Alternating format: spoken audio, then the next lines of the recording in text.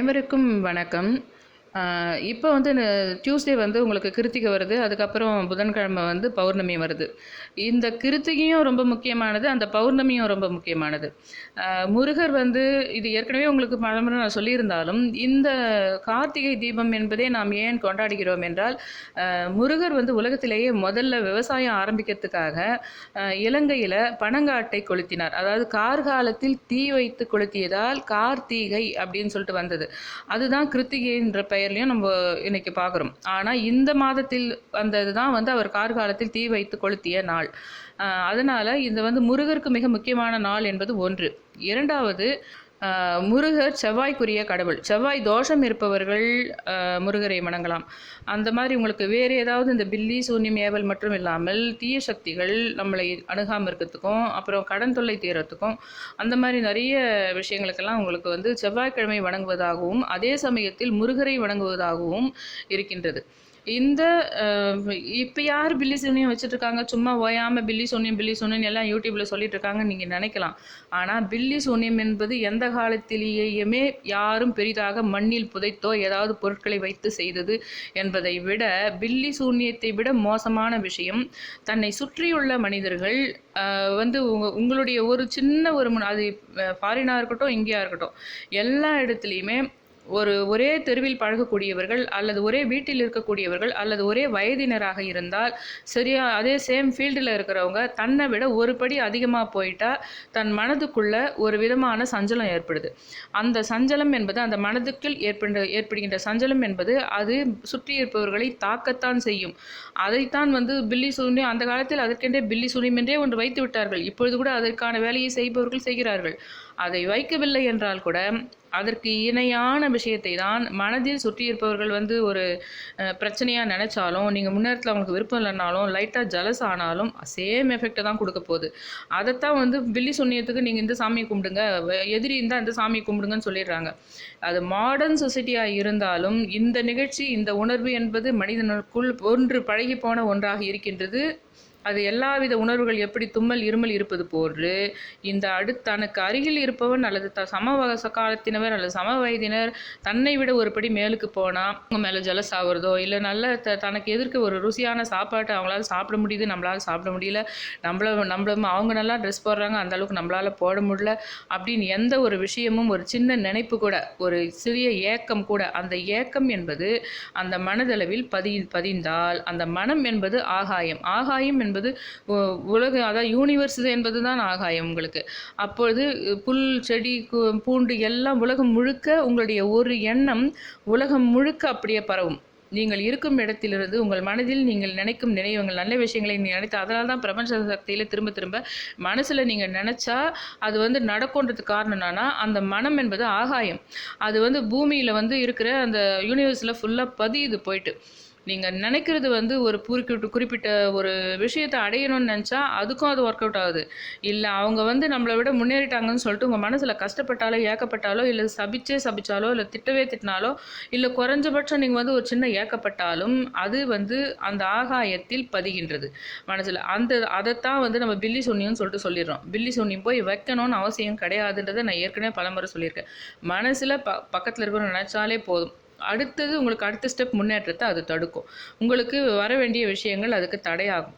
அதற்கு நம்ம வணங்க வேண்டிய கடவுள் முருகர். அதுவும் அதிசயமாக இது எல்லா வருஷமும் இதுக்கு சரியாக இந்த மாதிரி ஒரு இதில் வருமானா வராது.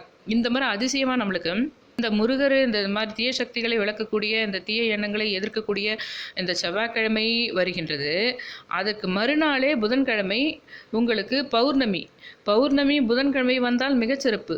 பௌர்ணமி கார்த்திகை மாதத்தில் வருகின்ற பௌர்ணமி மிக மிக அற்புதமானது. பைரவருக்கு உகந்த, பைரவரை வணங்கக்கூடிய மிகவும் பல கடவுள்களே நாம் பௌர்ணமி என்று வணங்குதல் என்றது சிறப்பு. ஆனால் இந்த கார்த்திகை மாதத்தில் பௌர்ணமியில் பைரவரை வணங்கும்போது பல சூட்சுமமான விஷயங்கள் நம்முடைய முன்ஜென்ம கர்மாக்கள் மற்றும் பல விஷயங்கள் நம்மளுக்கு இப்போ நிவர்த்தி ஆகக்கூடியதாக இருக்கின்றது. அந்த விஷயத்தை நீங்கள் பணமும் செல்வம் பொன்னும் பொருளும் பெருகக்கூடியதாக இருக்கின்றது. பைரவரை வணங்கியவர் யாரும் தோற்று போனதில்லை. பைரவரை வணங்கியவர்கள் எல்லாரும் பைரவரை வீட்டில் வைத்து அவரை வளர்ப்பவர்கள் எல்லாமே மிகுந்த செல்வந்தர்கள் வீட்டில் தான் வாங்கி அதை வளர்க்குறதாவே இருக்குது உங்களுக்கு. அதை செலவு பண்ணுறது கூட அதிகமாக தான் இருக்குது. பைரவர் ஒன்று வீட்டில் வச்சு நம்ம பண்ணுறான்னா அதை செலவு பண்ணுறதுக்கு அதுக்கான சாப்பாடாக இருக்கட்டும், அதை இது பண்ணுறதுக்கு பராமரிக்கிறதுக்கெல்லாம் அதிக காசு ஆகுது. ஆனால் அந்த அதிக காசை அந்த பைரவரே கொண்டு வந்துடுறார். அந்த மாதிரி உங்களுக்கு அதில் விருப்பம் இல்லைன்னா கூட அந்த பைரவரை வணங்கும்போது செல்வ செழிப்புடையவர்களாக நீங்கள் இருப்பீர்கள். அது ஒரு விஷயம். ஏற்கனவே நான் போன வீடியோவில் போட்டப்போ நான் சொல்லியிருந்தேன், இந்த மாதிரி செட்டிநாட்டு இவங்கெல்லாம் வந்து எப்படி பைரவரை வணங்குவாங்க. நிறைய பேர் நார்த் இந்தியாவில் கூட உங்களுக்கு கமர்ஷியலாக இருக்கிறவங்க, இந்த சேட்டுங்க, இவங்க எல்லாமே உங்களுக்கு வந்து அந்த பைரவரை மிகவும் வணங்குவார்கள். இந்த பைரவர் என்ற பெயரே வந்து முக்கியமாக அவர்கள் தான் அதிகமாக அந்த பெயரில் தான் பைரவரை வணங்கி கொண்டிருக்கின்றார்கள். அவர்களுக்கு மிக மிக செல்வ வளத்தையும் நல்ல ஒரு சந்தோஷங்களையும் புகழையும் அள்ளி கொடுத்த கடவுள் இவர்தான். ஆனால் இந்த சிவன் என்பதே நம்முடைய இந்த தமிழ்நாட்டில் இருந்த குமரிக்கண்டத்தில் தோன்றியவர் நம்முடைய சிவன். ஆனால் அவற்றை நன்றாக புரிந்து கொண்டு அந்த பைரவரை நன்கு புரிந்து கொண்டு நார்த் இந்தியாவில் இருக்கிறவங்க நம்மளை விட அதிகமாக அதுக்கெல்லாம் வந்து இது பண்ணி வணங்கிட்டு அவங்க ரொம்ப பெரிய ஆளாக இருக்கிறாங்க எல்லாமே. நமக்கு இன்னும் அதனுடைய உன்னத தன்மைகள் தெரியாமலேயே இருக்கின்றது. அதனால் வந்து இந்த பைரவருக்கு மிகுந்த ஒரு உகந்த நாளான இந்த கார்த்திகை மாதத்தில் வருகின்ற இந்த பௌர்ணமி, அந்த பௌர்ணமி புதன்கிழமை வந்துவிட்டால் அதை விட மிக மிக சிறப்பு. அந்த பௌர்ணமியில் ரோகிணி நட்சத்திரம் இருக்கிறது என்றால் அது அதை விட சிறப்பு.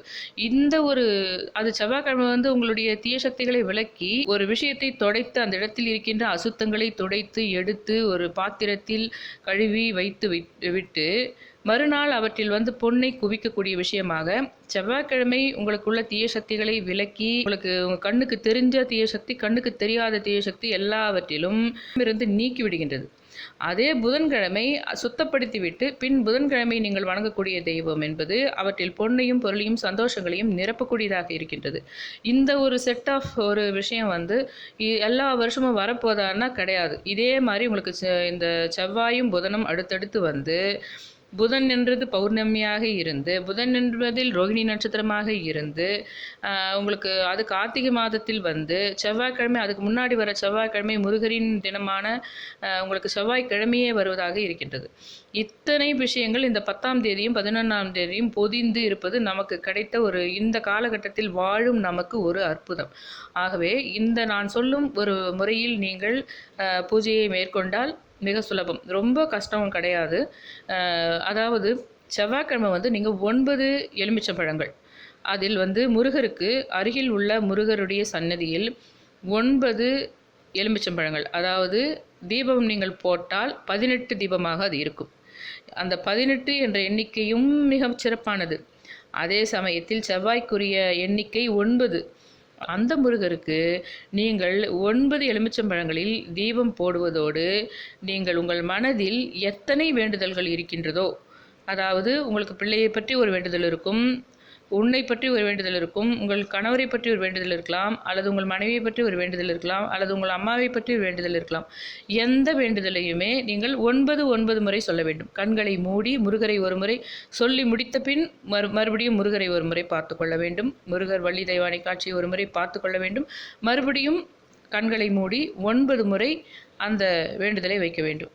3 வேண்டுதலாக இருந்தாலும் சரி, 2 வேண்டுதலாக இருந்தாலும் சரி, அல்லது உங்களுக்கே ஜாப் கிடைக்கிற வேண்டுதலும் இருக்கின்றது, திருமண வேண்டுதலும் இருக்கின்றது, அல்லது காதல் வேண்டுதலும் இருக்கிறது என்றால் கண்களை மூடிக்கொண்டு 9 முறை காதல் சம்பந்தப்பட்ட வேண்டுதலை நிறைவேறுவதற்கு வேண்டிவிட்டு கண்களை திறந்து மறுபடியும் முருகரை பார்த்துவிட்டு மறுபடியும் கண்களை மூடி அடுத்த வேண்டுதல் உங்களுக்கு கரியர் சம்பந்தமான என்றால் வைக்க வேண்டும்.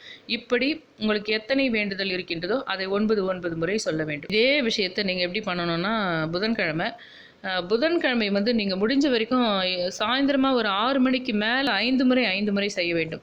இதற்கு நான் சொல்லுகின்ற அந்த ஒரு இது கொஞ்சம் எக்ஸ்பென்சிவாக இருக்க போகுது. ஒருவேளை உங்களால் அதை பண்ண முடியல, அதை வாங்கிறதுக்கு சக்தி இல்லைன்னாலும் அட்லீஸ்ட் இந்த 5 முறை வேண்டுதலையாவது அன்றைக்கி பைரவர் சந்நிதியில் புதன்கிழமை வச்சுருங்க. இந்த தேங்காய் வந்து 5 தேங்காய் நீங்கள் வாங்கணும். 5 தேங்காவில் அந்த 3 கண் இருக்குது பார்த்தீங்களா, அந்த பார்ட்டை மட்டும் எடுத்துக்கணும். மிச்ச தேங்காவை நீங்கள் உடச்சிட்டு எந்த சமையலுக்கோ எதுக்கோ யூஸ் பண்ணாமல் வச்சுருங்க, வீட்டில் வச்சுருங்க. அந்த இன்னொரு பாதியை வந்து சமையலுக்கோ வேறு எதுக்கோ இப்போதைக்கு யூஸ் பண்ண வேணாம். அதுக்கப்புறம் கூட ஒரு நான்வெஜ்ஜுக்கு யூஸ் பண்ணக்கூடாது, வேறு எதுக்கானா யூஸ் பண்ணிக்கலாம். அந்த மாதிரி அதை வச்சுருங்க. இந்த 3 கண் இருக்கிற பார்ட்டு மட்டும் 5 பார்ட் எடுத்துக்கோங்க. இந்த 5 பார்ட்லேயும் இந்த பஞ்சதீபம் இருக்குது பார்த்தீங்களா, நல்லெண்ணெய், இழுப்பெண்ணெய், தேங்காய் எண்ணெய், நெய் அது இருக்குது பார்த்தீங்களா, அந்த எண்ணெயை வந்து எடுத்து ஒன்றுத்துலேயும் தனித்தனியாக ஊற்றி அதில் திரி போட்டு உங்களுக்கு பைரவர் முன்னாடி வச்சு ஏற்றுங்க. அந்த இதில் வந்து உங்களுக்கு சிவப்பு திரி கிடைச்சாலும் பரவாயில்ல, இல்லை வெள்ளை திரியை போட்டாலும் பரவாயில்ல. அதை வந்து பைரவர் முன்னாடி வச்சு ஏற்றிட்டு நீங்கள் 5 முறை எப்படி நான் முருகர்கிட்ட வந்து நான் 9 முறை சொன்னனோ அதே மாதிரி உங்களுக்கு எத்தனை கோரிக்கை இருந்தாலும் அதை 5 முறை புதனுக்குரிய நம்பரும் 5 தான். புதன்கிழமை நீங்கள் கும்புறதெல்லாம் எதை பற்றி இருக்கணும்னா, உங்களுக்கு வந்து நல்ல தேவையான விஷயங்களை தரக்கூடிய, பணத்தை தரக்கூடிய, ஒரு வீடு வாங்க வேண்டும், ஒரு கார் வாங்க வேண்டும், ஒரு ஃபாரின் போக வேண்டும், நல்ல சம்பளம் வேண்டும், அல்லது நீங்கள் வந்து ஒரு பெரிய மேனேஜர் பொசிஷனுக்கு போகணும், அதிகபட்ச சம்பளம், உங்களுக்கு சம்பள உயர்வு வேண்டும், அந்த மாதிரி உங்கள் மகளுக்கு ஃபாரினில் ஒரு வேலை கிடைக்கணும், இல்லை உங்களுக்கு வந்து ஆன்சைட்லேயே வந்து இன்னும் கொஞ்சம் வேறு நல்ல கரியரில் இடம் கிடைக்கணும், அதாவது ஃப்ளரிஷான விஷயங்களை, பணத்தை அள்ளித்தரக்கூடிய, சந்தோஷங்களை அள்ளித்தரக்கூடிய விஷயங்களை புதன்கிழமை வேண்டுங்கள் பைரவரிடம். பணத்தை அள்ளித்தரும் விஷயங்களையும் சந்தோஷங்களை அள்ளித்தரும் விஷயங்களையும் புதன்கிழமை 5 முறை சொல்லி அந்த பஞ்சதெய்வத்தை தேங்காயில் வைத்து 3 கண் இருக்கின்ற பாகத்தில் ஏற்றி பைரவர் சன்னதியில் வைத்து 5 முறை ஒவ்வொரு முறையும் 5 முறை முடிந்த பின்பு கண்களை திறந்து மறுபடியும் பைரவரை பார்த்துவிட்டு அடுத்த கோரிக்கை அப்படி செய்ய வேண்டும். இது ஏன்னா இந்த ஒரு நாள், இந்த செவ்வாயும் புதனும் இந்த மாதிரி ஒரு செட்டப்பில் நம்மளுக்கு என்றைக்கும் வருஷம் தொடர்ந்து கிடைக்குமான்னு சொல்ல முடியாது. இது ரெண்டும் அடுத்தடுத்து வந்திருக்கு தான் இதனுடைய அற்புதம் நமக்கு. அதனால் இந்த விஷயம் செவ்வாயும் வந்திருக்கு, அது புதனும் வந்திருக்கு. புதன்கிழமை பௌர்ணமியாக இருக்குது, செவ்வாய்க்கிழமை, அதுவும் கார்த்திகை மாதத்துக்கு, ரெண்டுமே கார்த்திகை மாதத்துக்குரியது. அதில் அற்புதம் அந்த ரோஹிணி நட்சத்திரம் வேறு புதன்கிழமை வருதோ அதை விட அற்புதம். அதனால் இந்த ரெண்டும் பண்ணால் அதனுடைய விளைவு ஏதோ ஒரு சமயத்தில் மிக சீக்கிரமாகவும் நீங்கள் எந்த அளவுக்கு நீங்கள் அதை ஆழமாக நான் சொன்னதை செய்தீர்கள் என்பதை வைத்து மிக சீக்கிரமாகவோ அல்லது நிதானமாகவோ ஏதோ வகையில் அது நடந்தே தீரும். நிதானமாக வேண்டினாலும் அல்லது அவ்வளவு ஈடுபாடோடு வேண்டவில்லை என்றால் கூட அது நடந்தே தீரும். இது இன்னும் ரொம்ப எஃபெக்டிவாக இருக்கணும்னா நீங்கள் வந்து அந்த செவ்வாய் புதன் 2 நாளுமே ஃபாஸ்டிங் இருந்து பண்ணிங்கன்னா ரொம்ப ரொம்ப நல்லது. அதாவது ஃபாஸ்டிங் முடிச்சுட்டு இதெல்லாம் இந்த வேண்டுதல் இதெல்லாம் விளக்கத்துது இந்த விஷயத்தெல்லாம் முடிச்சுட்டு நீங்கள் சாப்பிட்ருங்க. அதுக்கு வரைக்கும் நீங்கள் வந்து ஒரு லிக்யூட் டயட்டாக அந்த மாதிரி உப்பு போடுற விஷயம் எதுவும் சாப்பிடாம இருந்தால் பெஸ்ட்டு. இனிப்பு போட்டது கூட சாப்பிட்லாம், ஆனால் ரொம்ப சாப்பிடக்கூடாது. ஆனால் உப்பு போடுறது சாப்பிடாம, அதாவது முக்கியமாக ஃப்ரூட்ஸோ இல்லை லிக்யூட் எதுவோ சாப்பிடலாம், அந்த நீங்கள் பூஜையை முடிச்சுட்டு சாப்பிட்ற வரைக்கும் அந்த மாதிரி நினச்சிட்டு இருக்கணும். அது வந்து ஃபுல்லாக நீங்கள் அந்த ஃபாஸ்டிங் இருந்து பண்ணால் இந்த விஷயம் இன்னும் கூட கொஞ்சம் எஃபெக்டிவாக இருக்கும். உங்களால் முடிஞ்சால் பண்ணுங்கள். இந்த செவ்வாய் புதன் வந்து ஆஃபீஸ் போகிறவங்கள இப்போ நான் சொல்கிற இந்த ஃபாஸ்டிங் விஷயம் சாத்தியமானு தெரியல எனக்கு. அப்படி பண்ணுங்கள். இந்த மாதிரி விளக்கேற்றினா ஃபாரினில் இருக்கிறவங்களுக்கெல்லாம் என்ன சொல்கிறேன்னா, இந்த மாதிரி விளக்கேற்றினா இந்த 5 விளக்கு 8 விளக்கு 18 விளக்கெல்லாம் நீங்கள் வீட்டில் ஏற்றினாலும் கோயிலில் ஏற்றினாலும் அந்த ஃபயர் அலாரம் வந்துடுவாங்க. அதனால் வந்து இங்கே இருக்கிறவங்க என்ன பண்ணுங்கன்னா, இது வந்து வெறும் வேண்டுதலாக நான் சொல்கிற மாதிரி அந்த கடவுளை பார்த்து 5 முறை வேண்டுவது, 9 முறை வேண்டுவது என்ற விஷயத்தை மட்டும் அந்த ஃபயர் அலாரம் வர கண்ட்ரீஸில் இருக்கிறவங்க பண்ணிங்கன்னா போதும். இங்கே நம்ம கண்ட்ரிஸில் இருக்கிறவங்களாம் இது பண்ணுங்கள். ஏன்னா இது ஒரு 2வது இந்த டிசம்பர் மாதத்தில் எல்லா கோள்களும் ரொம்ப நெருக்கமாக வரப்போகுதுன்றதுனால இந்த டிசம்பர் மாதம் ஃபுல்லாகவே ரொம்ப எஃபெக்டிவாக இருக்க போகுது. நிறைய ராசிக்காரர்களுக்கு சில பிரச்சனைகளையும் சில ராசிக்காரர்களுக்கு மேலே தூக்கியோடிய விஷயங்களும் நடக்க போகின்றது. இதில் நம்ம வேண்டுதல்கள் வைத்தாலும் பூஜைகள் வைத்தாலும் அது வந்து ரொம்ப எஃபெக்டிவாக இருக்க போகுது. அதனால் இந்த செவ்வாய் புதனை நீங்கள் பயன்படுத்தி கொள்ளுமாறு கேட்டுக்கொள்கிறேன். தேங்க்யூ ஃபார் வாட்சிங் மை வீடியோஸ். சப்ஸ்கிரைப் பண்ணுங்கள், கமெண்ட் பண்ணுங்கள், ஷேர் பண்ணுங்கள், லைக் பண்ணுங்கள். கிரே கலரில் இருந்தால் நீங்கள் பண்ண வேணாம், ரெட் கலரில் சப்ஸ்கிரைப் பட்டன் சொல்லிட்டு இருந்தால் மட்டும் பண்ணால் போதும். Thank you all.